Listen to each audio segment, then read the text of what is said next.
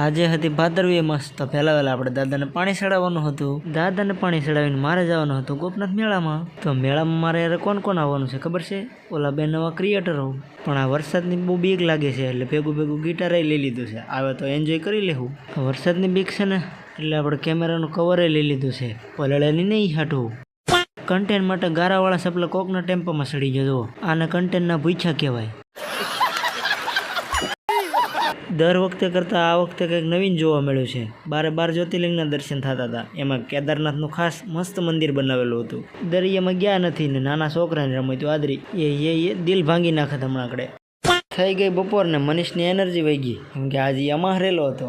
નાળિયેર હાથમાં આપ્યું એ ભેગું તો પીવા માંડ્યો. બોલો એટલી ઉતાવળ થઈ ગઈ તો તમારે ભૂખ્યું જ ન રહેવાય. ये बड़ी अच्छी बात कही है. ફોટોશૂટ કરતા હતા ને કાળા કલરની ભેહું આવી ગઈ અને આનો ફૂલ વ્લોગ આપણે યુટ્યુબ ચેનલમાં આવી ગયો છે. જાઓ ફટાફટ જોઈને વી આવો અને લાઇક શેર સબસ્ક્રાઈબ